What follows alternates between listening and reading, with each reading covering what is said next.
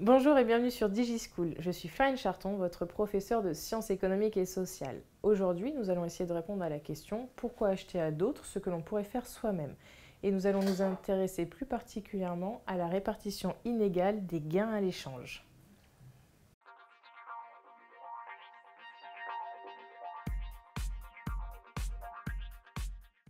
Alors, rappelez-vous, les économies modernes, notre économie moderne, comme la France par exemple, sont basées à la fois sur l'échange et sur la spécialisation.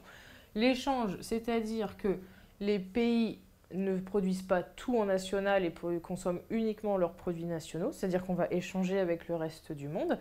Et on avait vu que cet échange avait amené à un autre processus économique, c'est ce qu'on appelle la spécialisation, c'est-à-dire que les pays vont choisir une ou deux ou plusieurs d'ailleurs productions pour ne faire que ça et pour devenir de plus en plus efficace dans ces productions avant d'échanger avec le reste du monde.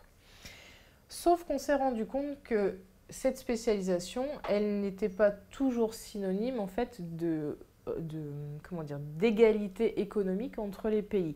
Et en fait, on se rend compte que certaines spécialisations vont aboutir plutôt à des inégalités entre les pays. C'est-à-dire que certains pays vont se spécialiser dans des productions plutôt à haute valeur ajoutée, c'est-à-dire à haute valeur, alors que d'autres productions, au contraire, sont pas très productives, en tout cas pas très rentables pour le pays. Alors, on va dire que les gains à l'échange ne sont pas répartis également entre les individus. C'est-à-dire qu'en fonction de votre spécialité, de votre spécialisation, en fait, vous n'avez pas récolté, on va dire, forcément les mêmes gains à l'échange. Imaginez un bijoutier qui travaille pendant une journée sur, par exemple, une bague en or, en diamant, ce que vous voulez, et un boulanger qui passe sa journée à faire des croissants. Vous imaginez bien qu'à la fin de la journée, la somme, on va dire, récupérée par chacun des producteurs n'est pas la même.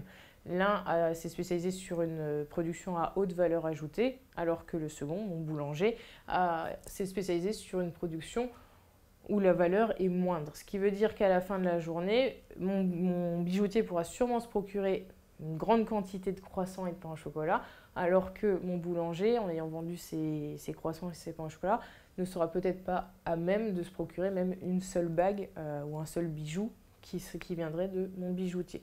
Donc c'est un premier exemple pour vous montrer qu'il existe en fait une inégalité entre les spécialisations entre individus. Mais cette inégalité, elle existe également entre les nations.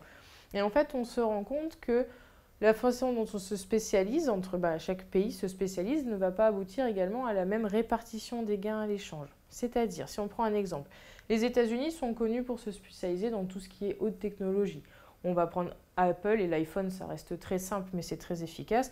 Vous savez bien que l'iPhone a une haute valeur ajoutée, ça veut dire que toutes les composantes et la technologie et les connaissances et les compétences qui sont à l'intérieur, on va dire, de l'iPhone sont à haute valeur ajoutée, alors que vous avez d'autres productions, par exemple tout ce qui est textile, et là ça va être le cas par exemple du Pakistan qui s'est spécialisé dans le textile.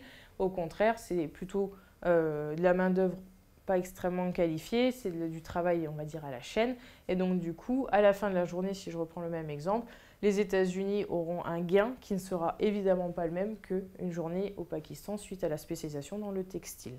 Et donc c'est cet exemple-là qui vous montre que également entre nations, les gains ne sont pas répartis également.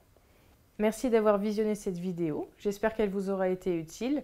N'hésitez pas à vous abonner à notre chaîne et si vous avez des questions, laissez-les en commentaire. À bientôt sur DigiSchool.